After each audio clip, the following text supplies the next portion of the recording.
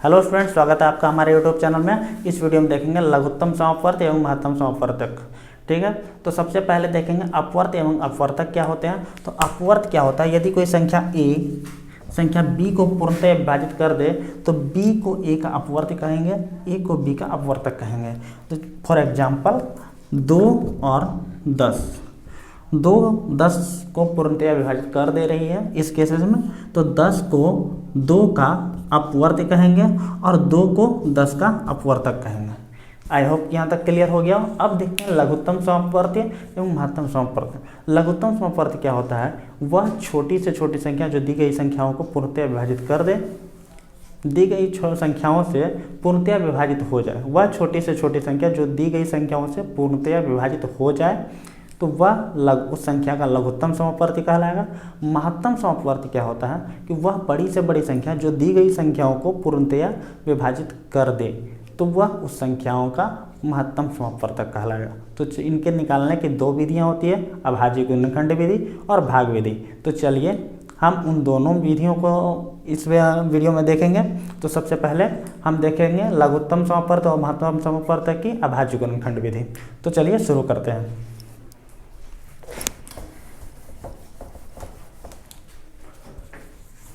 अभाज्य गुणनखंड विधि निकालने के लिए सबसे पहले ये जो तीनों संख्याएं दी गई है फॉर एग्जांपल, और इन तीनों संख्याओं का सबसे पहले गुणनखंड निकालेंगे। गुणनखंड निकालने के लिए क्या करते हैं, इनको अभाज्य के रूप में पूरी तरह से तोड़ देते हैं।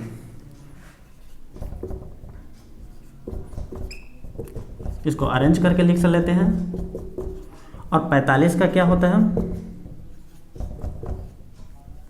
3 गुना 3 गुना 5। और 30 का क्या होगा अभाज्य के रूप में, 2 गुना 3 गुना 5। ये इनको अभाज्य के रूप में हमने तोड़ दिया है। अब लघुत्तम समापवर्तक निकालने के लिए लॉ निकालने के लिए तो सबसे पहले देखेंगे कौन सी अभाज्य संख्या है, कौन कौन सी अभाज्य संख्या इसमें अवेलेबल है। तो कौन सी अभाज्य संख्या यहाँ अवेलेबल, 2 है, 3 है, 5 है। इसके अलावा कोई और अभाज्य संख्या उपलब्ध है नहीं। तो 2, 3, 5 को क्या करेंगे, तो इनमें सबसे ज़्यादा संख्या में जो उपलब्ध होगा हम उनको नोट कर लेंगे। तो सबसे ज़्यादा संख्या में 2 का सबसे पहले एक अभाज्य संख्या 2 को देखेंगे। 2 सबसे ज़्यादा कहाँ पे है, इसमें है। कितना है, 3 है, तो उनको 3 के रूप में लिख लेंगे।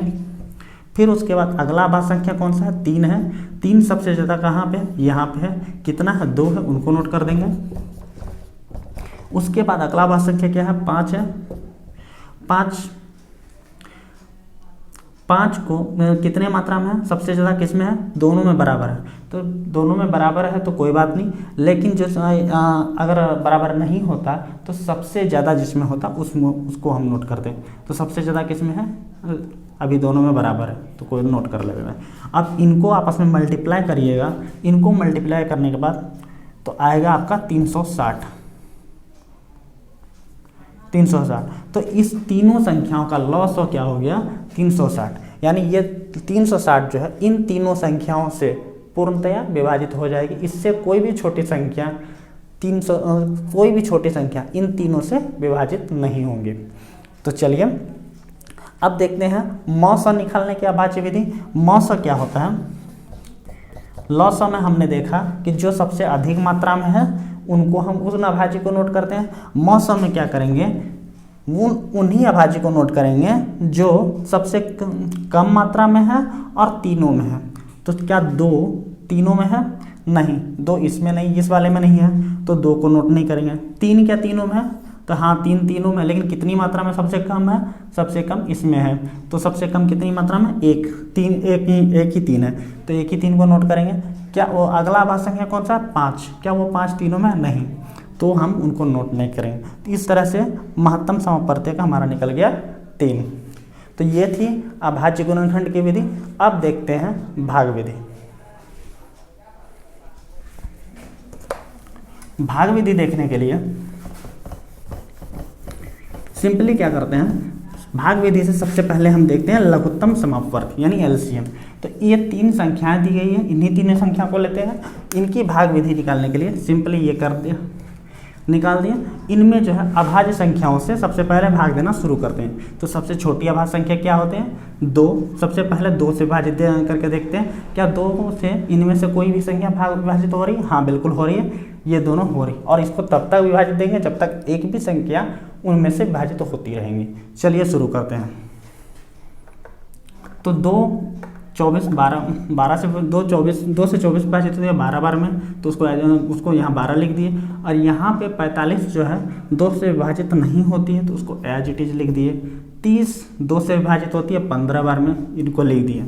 फिर से 2 से विभाजित हो रही है 12 हो रही है।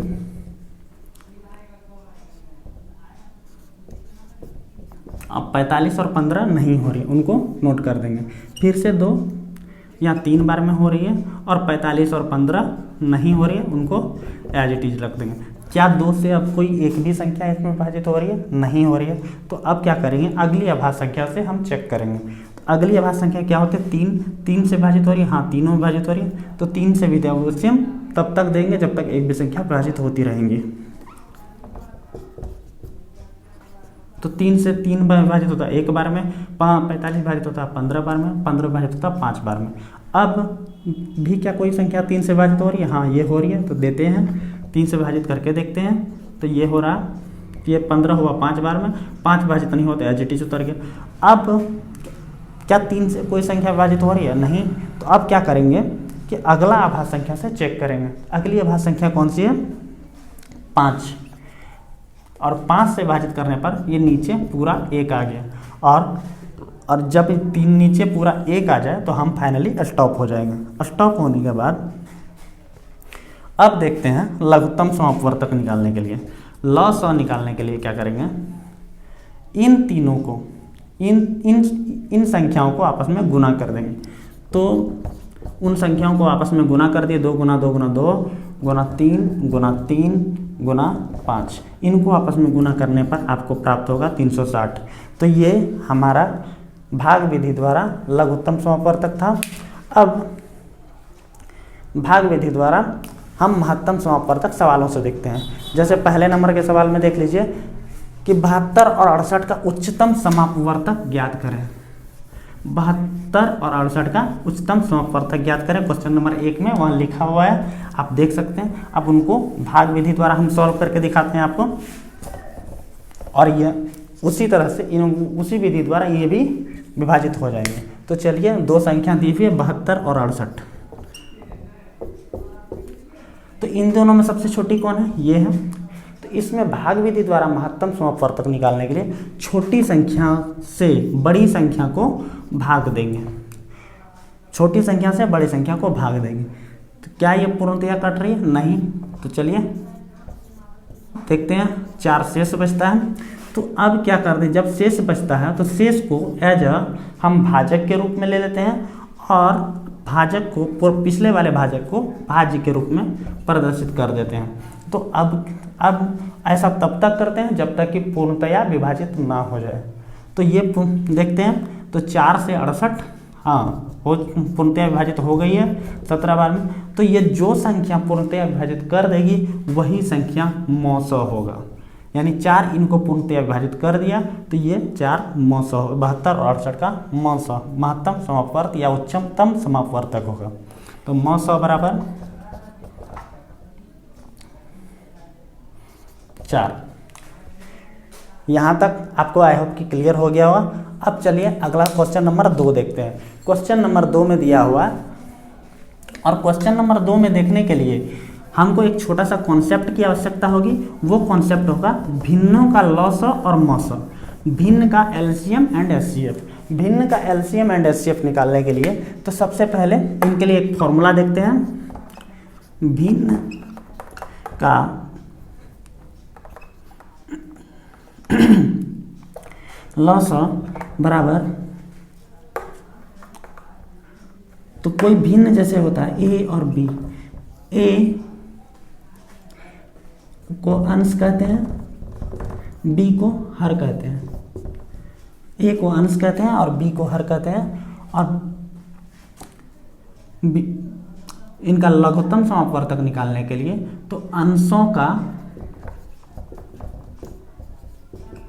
लॉसो डिवाइडेड बाय हर का मौसो।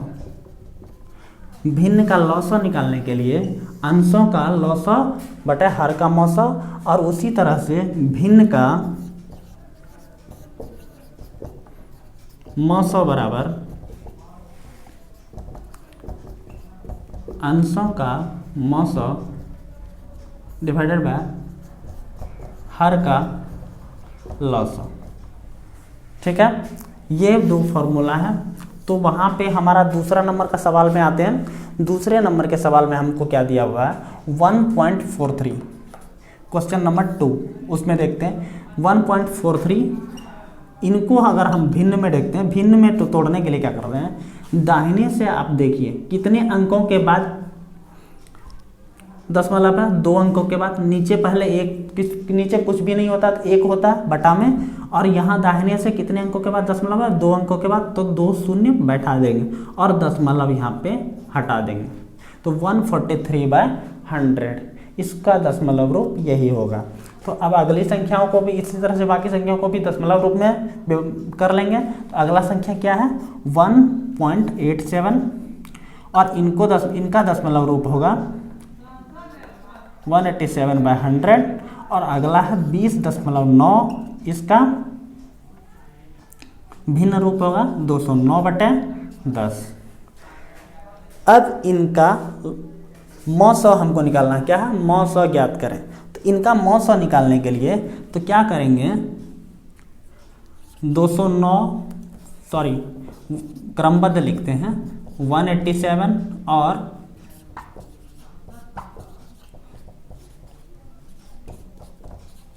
ये तीनों संख्या। इनका मौसो निकालने के लिए हर का क्या निकालना है, भिन्न का मौसो क्या होता है हर का लॉसो।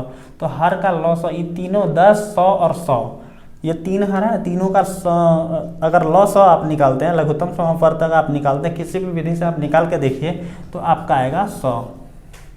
और इन तीनों का मौसो निकालने के लिए, आप एक इसका कर सकते हैं, इसको तोड़िए 11 गुना 13 और 187 को तोड़िए अभाज्यों में, तो 11 गुना 17 और 209 को तोड़िए 11 गुना 19। तो इन तीनों में कौन सी अभाज्य संख्या कौन जो उपस्थित है, ये 11 उपस्थित है, इसलिए इनकी हो गई मौसो 11। ठीक है, मौसो हो गई 11। ठीक है, यहाँ तक आई होप कि आपको समझ में आ गया होगा। अब यहाँ 11/100 ये भिन्न में है, और हमें सवाल किस में पूछा गया है दशमलव में, तो हम वापस से इनको दशमलव में कन्वर्ट कर लेंगे। तो दशमलव में कन्वर्ट करने के लिए तो नीचे का बटा 100 हटाने के लिए दाहिने से उतने अंक पहले हमें दशमलव डालना होगा। नीचे कितना है शून्य है, 1 पर 2 शून्य, तो दाहिने से 2 अंक के बाद हम दशमलव दे देंगे। तो यहाँ पे क्या है 11 है, दाहिने से 2 अंक के बाद हम दशमलव डाल दिए, तो 0.11, और 0.11 को हम 0.11 भी लिख सकते हैं। ये हमारा उनका मौसो हो गया, ये हमारा आंसर हो गया। ठीक है, आई होप कि दूसरा क्वेश्चन आपको क्लियर हो गया होगा। अब क्वेश्चन नंबर 3 में देखते हैं। क्वेश्चन नंबर 3 कहता है कि 75 मीटर लंबे और 60 मीटर चौड़े फर्श पर एक फर्श है जिसकी लंबाई 75 मीटर और 60 मीटर है, उस पर टाइलें बिछाई जानी है। यदि सभी टाइल वर्गाकार हो तो टाइल का अधिकतम आकार क्या होगा। तो मतलब ठीक है, तो ये निकालने के लिए हमको देखता है पहले ये समझना होगा कि टाइल जो होता है वो फर्श की लंबाई चौड़ाई से छोटी ही होगी, हमेशा टाइल छोटी होगी, फर्श से बड़ी टाइल नहीं हो सकती। जब छोटी होगी, इतना हमको समझ में आया, तो हमें क्या पूछ रहा है मौसो निकालना पूछ रहा है, महत्तम समापवर्तक के द्वारा निकालेंगे। तो 75 मीटर लंबे और 60 मीटर चौड़े।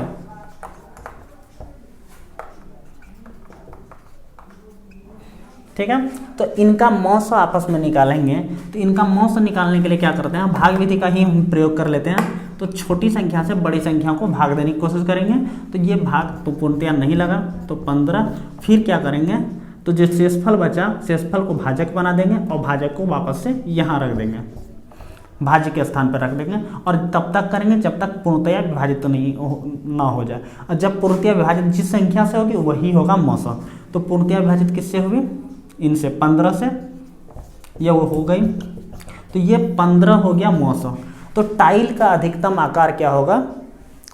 यदि सभी टाइल वर्गाकार हो, वर्गाकार मतलब लंबाई और चौड़ाई बराबर, यानी ये और ये बराबर हो, ठीक है, तो टाइल क्या, इसको वर्गाकार कहेंगे।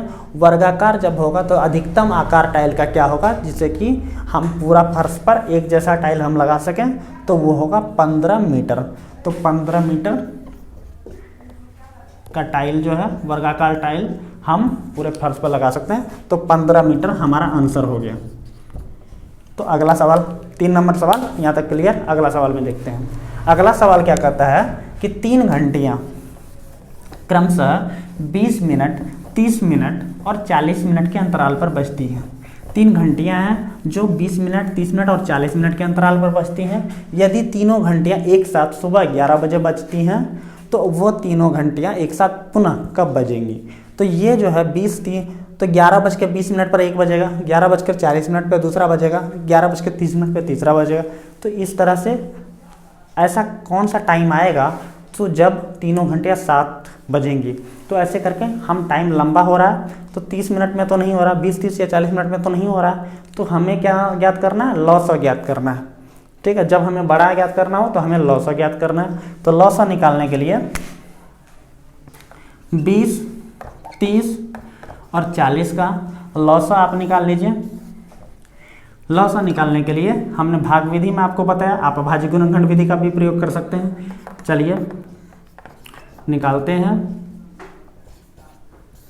2 से भाग लिख देंगे, 2 से भाग देने पर पूर्णतया कट रहा है, फिर से 2 से भाग देंगे, ये हो रहा है विभाजित हो रहा है, फिर से 2 से विभाजित करेंगे, तब तक करेंगे जब तक कि पूर्णतया कोई भी एक संख्या पूर्णतया विभाजित होती रहेंगी। अब अगला भाग संख्या से देंगे 3, ये हो रही है, ये नहीं हो रही है तो एज इट इज जो हो गई उनको विभाजित कर देंगे। अब अगला ये नहीं, अब 3 से नहीं हो रही, अब अगला अभाज्य संख्या 5 से, तो 5 ये नीचे 1 आ गई। तो अब इनका लॉसा निकालने के लिए क्या करेंगे?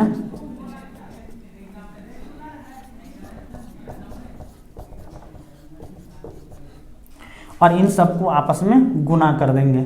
लॉसा निकालने इन सबको आपस में गुना कर देंगे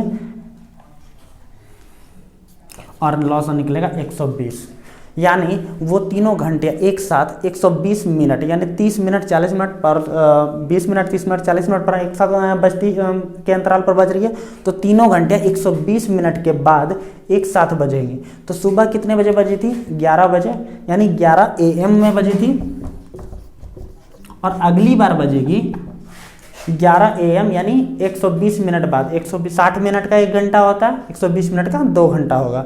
तो 11 बजे 12, 12 से 1 PM में ये तीनों घंटियाँ एक साथ बजेंगी। चलिए अब देखते हैं क्वेश्चन नंबर 5।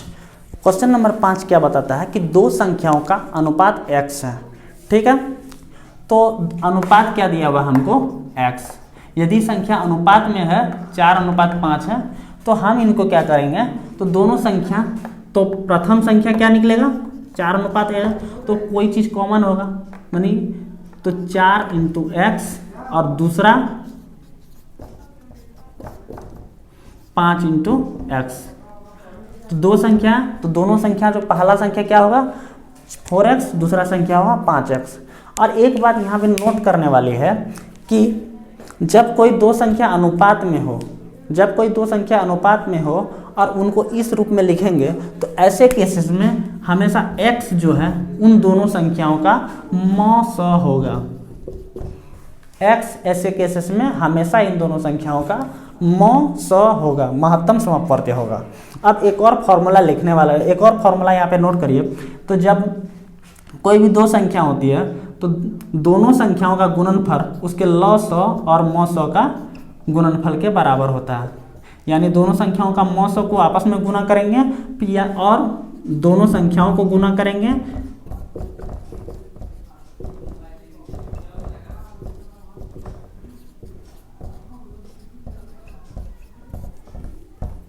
संख्याओं का गुणनफल करेंगे तो ये दोनों आपस में बराबर होंगे। ये नोट करने वाला फॉर्मूला है। और इस क्वेश्चन में आते हैं तो इनका हमको क्या क्या दिया हुआ, लॉसो दिया हुआ है और संख्याओं का अनुपात दिया हुआ है। लॉसो कितना है 180, इस फॉर्मूले में पुट कर दीजिए। मौसो क्या है, मौसो x है। अभी हमने बताया कि जब दो संख्या अनुपातिक रूप में हो और उनका जो कॉमन, उनमें से कॉमन जो होगा वो मौसो होगा। ठीक है, तो अब संख्याओं का गुणनफल क्या होगा 4x into 5x, 4x into 5x। तो अब इनको आपस में ये करेंगे 180 इंटू एक्स इजक्वल टू 5 चौक 20, x into x equal to x square. तो ये x से स्क्वायर कट गया x टाइम x बार में, और 20 से 180 कट गया 9 बार में, तो x बराबर 9, यानी x का मान हमको 9 आ गया। यानी मौसो, दोनों संख्याओं का मौसो क्या निकल गया, मौसो बराबर 9, मौसो यानी x बराबर 9। अब संख्याओं क्या होगा, पहली संख्या क्या है, पहली संख्या 4 गुना x यानी 4 गुना 9 बराबर 36, और दूसरी संख्या यहां लिख दे रहा हूं मैं, तो 5 गुना x यानी 5 गुना 9 बराबर 45। तो ये 36 और 45 दोनों संख्याएं होंगी। तो इस तरह से ये पांच टाइप के क्वेश्चंस थे इस एलसीएम एंड एचसीएफ चैप्टर में। ये पांचों तरह के सवाल आपने अच्छे से समझ में आ गए होंगे। आई होप सो कि अगर आपको हमारा वीडियो अच्छा लगा तो प्लीज़ लाइक करें, कमेंट करें और सब्सक्राइब करें। धन्यवाद।